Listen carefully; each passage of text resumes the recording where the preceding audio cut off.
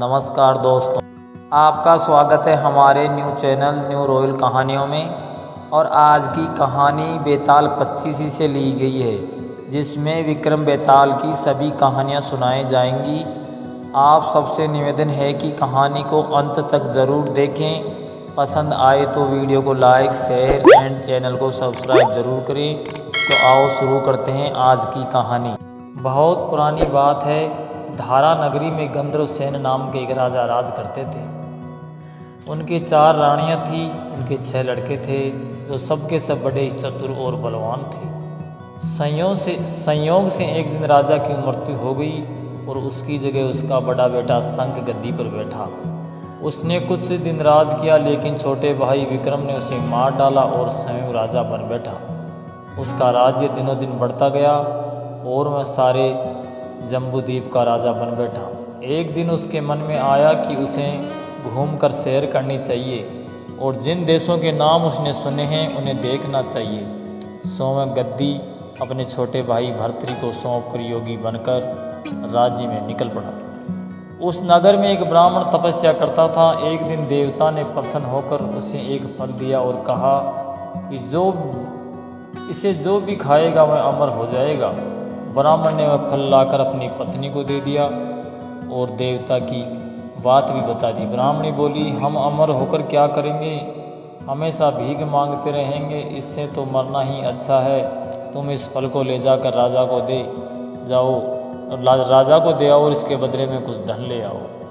यह सुनकर ब्राह्मण फल लेकर राजा भर्तृ के पास गया और सारा हाल कह सुनाया। भर्तृ ने फल ले लिया और ब्राह्मण को 1 लाख रुपए देकर विदा कर दिया। भर्तृ अपनी एक रानी को बहुत चाहता था, जिसका नाम पिंगला था। उसने महल में आकर वह फल उसी को दे दिया। रानी की मित्रता शहर के कोतवाल से थी। उसने वह फल कोतवाल को दे दिया। कोतवाल एक वेश्या के पास जाया करता था, वह उस फल को उस वेश्या को दे दिया। वेश्या ने सोचा कि यह फल तो राजा को खाना चाहिए। वह उसे लेकर राजा भर्तृ के पास गई और उसे दे दिया। भर्तृ ने उसे बहुत सा धन दिया, लेकिन जब उसने फल की अच्छी तरह से देखा तो पहचान लिया। उसे बड़ी चोट लगी, पर उसने किसी से कुछ नहीं कहा। उसने महल में जाकर रानी से पूछा कि तुमने उस फल का क्या किया? रानी ने कहा, मैंने उसे खा लिया। राजा ने वह फल निकाल कर दिखा दिया और रानी घबरा गई और उसने सारी बात सच सच कह दी। भर्तृ ने पता लगाया तो उसे पूरी बात ठीक ठीक मालूम हो गई। वह बहुत दुखी हुआ। उसने सोचा कि ये दुनिया माया जाल है, इससे अपना कोई नहीं है। वह फल लेकर बाहर आया और उसे धुलवा कर समय में खा लिया। फिर राजपाट छोड़ योगी का वेश बना जंगल में तपस्या करने चले गए। भर्तृ के जंगल में चले जाने से विक्रम की गद्दी सूनी हो गई। जब राजा इंद्र को यह समाचार मिला तो उन्होंने एक देव को धारा नगरी की रखवाली के लिए भेज दिया। वह रात दिन वहीं रहने लगा।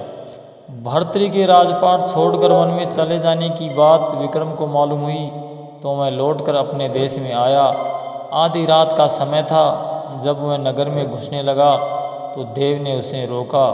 राजा ने कहा, मैं विक्रम हूँ, ये मेरा राज्य है, तुम रोकने वाले कौन होते हो? देव बोला, मुझे राजा इंद्र ने इस नगर की चौकसी के लिए भेजा है।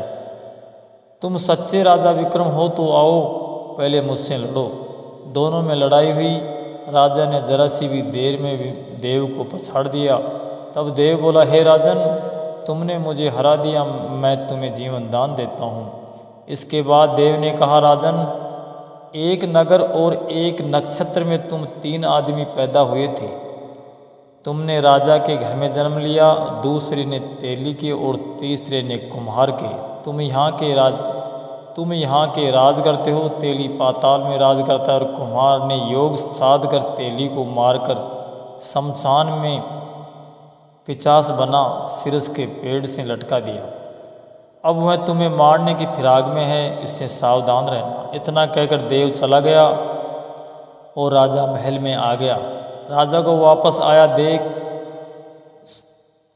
सबको बड़ी खुशी हुई। नगर में आनंद मनाया गया। राजा फिर राज करने लगा। एक दिन की बात है कि शांतिशील नाम का एक योगी राजा के पास दरबार में आया और उसे एक फल देकर चला गया। राजा को आशंका हुई कि देव ने जिस आदमी को बताया था कहीं ये वही तो नहीं। यह सोचकर उसने फल नहीं खाया और भंडारी को दे दिया। योगी आता और राजा को एक फल दे जाता।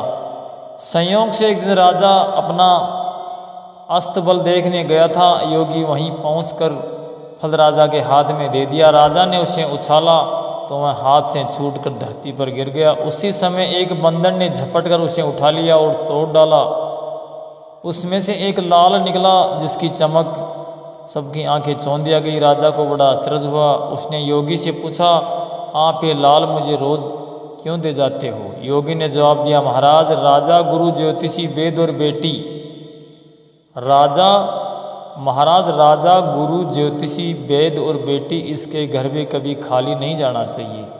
राजा ने भंडारी को बुलाकर पीछे के सब फल मंगवाए, तुड़वाए तो उसमें सब में एक एक लाल निकला। इतने लाल देखकर राजा को बड़ा हर्ष हुआ। उसने जौहरी को बुलवाया, इसका मूल्य पूछा। जौहरी बोला, महाराज ये लाल इतनी कीमती है कि इसका मोल 1 करोड़ में भी नहीं आंका जा सकता। एक एक लाल एक एक राज्य के बराबर है। ये सुनकर राजा योगी का हाथ पकड़ गद्दी पर ले गया और बोला, योगीराज आप सुनी हुई बुरी बातें दूसरे के सामने कही नहीं जाती। राजा उसे अकेले में ले गया। वहाँ जाकर योगी से कहा, महाराज बात यह है कि गोदावरी नदी के किनारे मसान में एक मंत्र सिद्ध कर रहा हूँ। उसके सिद्ध हो जाने पर मेरा मनोरथ पूरा हो जाएगा। तुम एक रात मेरे पास रहोगे तो मंत्र सिद्ध हो जाएगा। एक दिन रात को हथियार बांधकर तुम अकेले मेरे साथ आ जाना। राजा ने कहा, अच्छी बात है। उसके उपरांत योगी दिन और समय बताकर अपने मठ में चला गया। वह दिन आने वाला था। राजा अकेला वहाँ पहुँचा। योगी ने उससे अपने पास बिठा लिया। थोड़ी देर बैठकर राजा ने पूछा, महाराज मेरे लिए क्या आज्ञा है? योगी ने कहा, राजन यहाँ से दक्षिण दिशा में 2 कोस दूर चुप रहे। योगी ने कहा, राजन यहाँ से दक्षिण दिशा में 2 कोस दूरी पर मसान के एक सिरस के पेड़ पर एक मुर्दा लटका है। उसे मेरे पास ले आओ, तब तक मैं यह पूजा करता हूँ। यह सुनकर राजा वहाँ से चल दिया। बड़ी भयंकर रात थी। चारों ओर अंधेरा फैला था। पानी बरस रहा था। भूत प्रेत शोर मचा रहे थे। सांप आकर पैरों में लिपट रहे थे, लेकिन राजा ने हिम्मत से आगे बढ़ता गया। जब वह मसान पर पहुंचा तो देखता है कि शेर दहाड़ रहे हैं, हाथी चिहाड़ रहे हैं, भूत प्रेत आदमियों को मार रहे हैं। राजा बेधड़क चलता गया और सिरस के पेड़ के पास पहुंच गया। पेड़ की जड़ में फुनंगी तक आग से दहक रहा था। राजा ने सोचा, हो ना हो ये वही योगी है जिसकी बात देव ने हमें बताई थी। पेड़ पर रस्सी से बंधा मुर्दा लटक रहा था। राजा पेड़ पर चढ़ गया और तलवार से रस्सी काट दी। मुर्दा नीचे की पड़ा और धाड़ मार मार कर रोने लगा। राजा ने नीचे आकर पूछा, तुम कौन हो? राजा का इतना कहना ही था कि मुर्दा खिलखिलाकर हंस पड़ा। राजा को बड़ा आश्चर्य हुआ। तभी वह मुर्दा फिर पेड़ पर जा लटका। राजा फिर चढ़कर ऊपर गया, रस्सी काटी, मुर्दे की बगल में दबा नीचे आया और बोला, बता तू कौन है? मुर्दा चुप रहा। तब राजा ने उसे एक चादर में बांधा और योगी के पास ले चला। रास्ते में वह मुर्दा बोला, मैं बैताल हूँ, तुम कौन हो और मुझे कहाँ ले जा रहे हो? राजा ने कहा, मेरा नाम विक्रम है, धारा नगरी का राजा हूँ, मैं तुझे योगी के पास ले जा रहा हूँ। बैताल बोला, मैं एक शर्त पर चलूँगा, अगर तुम रास्ते में बोलोगे तो मैं लौटकर पेड़ पर वापस लटक जाऊँगा। राजा ने उनकी बात मान ली। फिर बैताल बोला, पंडित चतुर और ज्ञानी इनके दिन अच्छी अच्छी बातों में बीतते हैं, जबकि मूर्खों के दिन कलह और नींद और अच्छा होगा कि आप हमारी राह वाली बातों की चर्चा में बीत जाएं। मैं तुम्हें एक कहानी सुनाता हूँ। तो बैताल विक्रम को कौन कौन सी कहानियाँ सुनाता है, ये जानने के लिए देखिए कहानी का अगला भाग। तब तक के लिए धन्यवाद। आशा करता हूँ आपको ये कहानी पसंद आई होगी। पसंद आई तो कहानी को लाइक शेयर और चैनल